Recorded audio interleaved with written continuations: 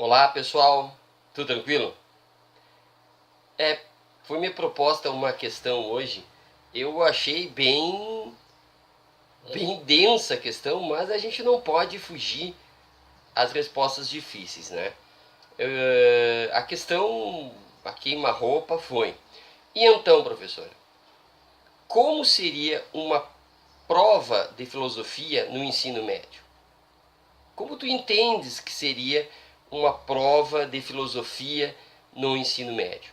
Evidentemente que já me veio à cabeça aquelas turmas com 30, 40 alunos, né? E os alunos sentados, fazendo avaliação, escrevendo, sei lá, né? Aquela situação clássica. Me deu um arrepio, né? Me deu um arrepio, evidentemente, porque é uma pergunta bem complicada. Ainda bem que essa pergunta não especificou como seria essa prova real, como seria essa prova na prática, como seria essa prova aplicada amanhã, né? E, portanto, eu posso fugir à questão, de certa forma, dizendo como entendo que é uma prova ideal, né?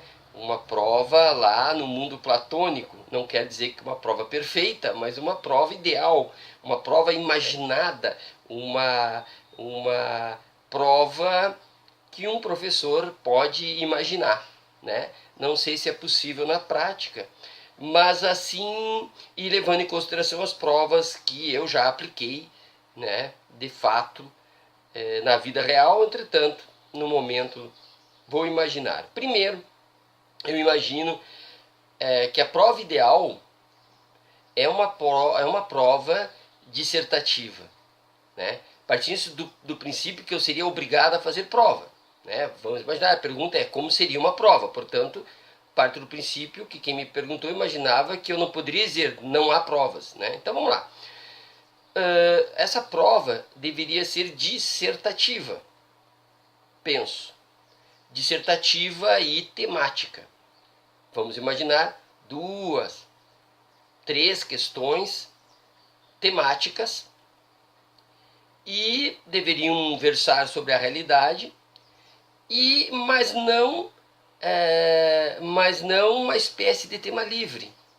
Vamos dizer que o assunto tratado fosse, vamos imaginar, toda a filosofia medieval. Uma das questões interessantes, hoje, século XXI, eu poria, por exemplo, a situação do pastor Malafaia, né, em que todos sabem a confusão que ele está envolvido, todo mundo sabe o que se diz das igrejas evangélicas, e eu diria, sob o ponto de vista da filosofia medieval, o que tu terias a dizer sobre esse tema? De certa forma, é tema livre, acabei de dizer que não, né? Mas de certa forma é. Quer dizer, eu não obriguei a dizer sou a favor, sou contra, não disse visão católica, não disse visão luterana, não. O que tu tens a dizer?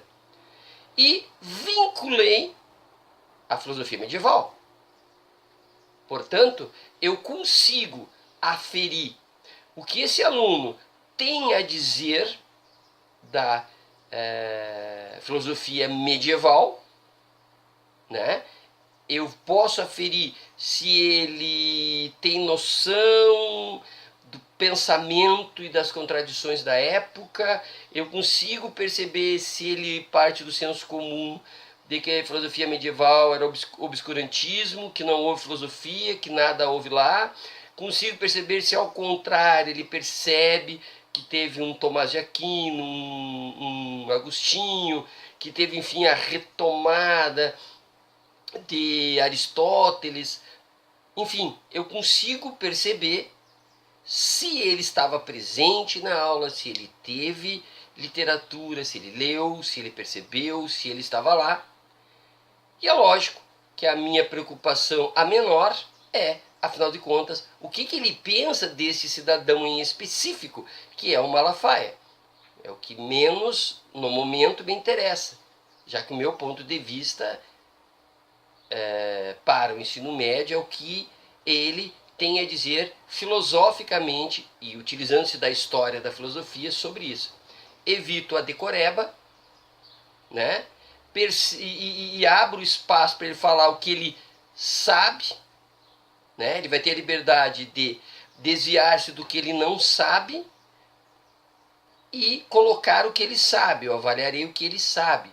Porque se fosse, por exemplo, objetiva, eu poderia avaliá-lo sobre aquilo que ele não sabe. Né? E aquilo que ele sabe, muitas vezes, é muito mais importante, muito mais relevante do que aquilo que ele não sabe. Então, creio que é uma proposta interessante. Também, essa resposta, já que é descritiva, eu orientaria os meus alunos a fazerem pequenos textos. Pequenos textos. Esses textos deveriam levar em consideração não só a regra culta da língua portuguesa, mas também as regras da redação. Creio que o aluno, ao dissertar sobre o tema filosófico, creio que o aluno, ao falar sobre a filosofia, o que ele sabe sobre essa filosofia trabalhada pelo professor, ele poderá e deverá fazer utilizando-se da regra culta e, evidentemente, das regras da redação.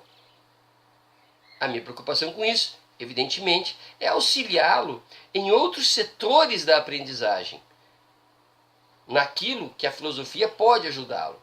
Neste caso específico, poderá ajudar em história, porque é um contexto medieval, poderá auxiliá-lo na própria filosofia, já que a pergunta, o tema é gerado pensando os autores da época, auxiliará na literatura, vai auxiliar na redação e na língua portuguesa.